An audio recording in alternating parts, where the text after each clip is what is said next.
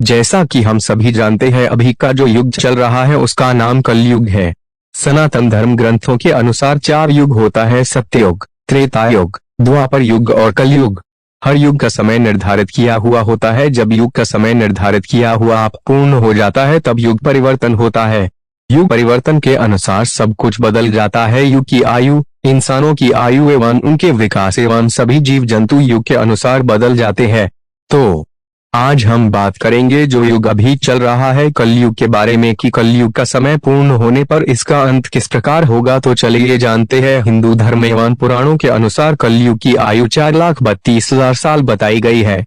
ये युग की आयु हर युग में पाप बढ़ने पर समय अनुपात 4:3:2:1 के द्वारा घटती चली जाती है। सबसे प्रथम युग होता है सत्ययुग, जिसकी आयु 17,28,000 वर्ष की होती है। उसके बाद आता है त्रेता युग, जिसकी आयु हो जाती है 12,96,000 वर्ष। उसके बाद आती है द्वापर युग, जिसकी आयु होती है 8,64,000 वर्ष। और अब चल रहा है कलयुग, जिसकी आयु 4,32,000 साल की है। और अभी कलयुग का प्रथम चरण ही चल रहा, जो 2016 तक 5,000 वर्ष तक बीत चुकी है।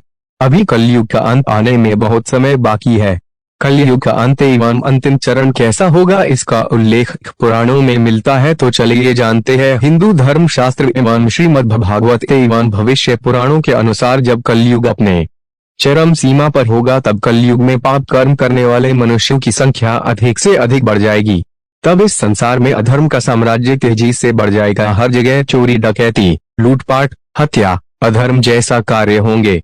समाज हिंसक हो जाएगा। लोग एक दूसरे की संकट में सहायता नहीं करेंगे और इंसान इंसान की हत्या करने जरा भी नहीं हिचकिचाएंगे। स्त्रियां अपने अपने पति की इज्जत नहीं करेंगी और पराये मर्दों से संबंध रखेगी। जो बलवान और धनवान वाला होगा उसी का शासन होगा। तब इंसानों की आयु 10 से 20 वर्ष ही रह जाएगी। मनुष्य 16 वर्ष की आयु में ही वृद्ध हो जाएंगे और स्त्रियां 8 से 10 वर्ष की आयु में ही गर्भवती होने लगेंगी। उस समय मनुष्य की लंबाई 4 से 5 इंच रह जाएगी। उस समय धरती का तापमान इतना होगा कि सभी लोग गड्ढे खोद कर रहेंगे। उस समय पेड़ पौधे फल देना बंद कर देंगे और सूख कर नष्ट हो जाएंगे। लोग भूख प्यास से मरने लगेंगे और गाय भैंस बकरी की तरह छोटे छोटे हो जाएंगे और दूध देना बंद कर देगी। पृथ्वी की भूमि की उपजाऊ अंश 5 से 7 फीट अंदर चली जाएंगी। भूमि पर अन्न का दाना न के बराबर उगेगा। लोग भूख प्यास एवं अकाल से दम तोड़ने लगेंगे। पृथ्वी लोक से सभी देवी देवताओं विलुप्त होकर अपने लोक चले जाएंगे एवं गंगा सहित सभी भारत की पवित्र नदियां सूखकर स्वर्गलोक चली जाएगी। जब चारों तरफ धर्म का साम्राज्य बढ़ जाएगा और लोग भूख कैसे तड़प तड़प के मरने लग जाएंगे, तब पुराणों के अनुसार भगवान विष्णु के 10वें अवतार भगवान कल्कि का जन्म होगा।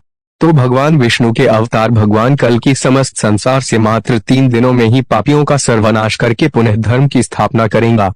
जब कलयुग में सारे पापियों का सर्वनाश हो जाएगा, उसके बाद नया युग सत्ययुग के निर्माण के लिए और कलयुग के प्रभाव को खत्म करने के लिए लगातार इस पृथ्वी पर 12 वर्षों तक मोटी एवं मूसलाधार वर्षा एवं वज्रपात होगी, जिससे समस्त पृथ्वी जलमग्न हो जाएगी। तब फिर एक साथ 12 सूर्य उदय होंगे और जलमग्न हुई पृथ्वी का जल सोख लेगी। तब फिर इस पृथ्वी पर नई भूमि और नई युग का निर्माण होगा, जो सत्ययुग के नाम से जाना जाएगा। तब इस संसार में फिर से जीवन यापन संभव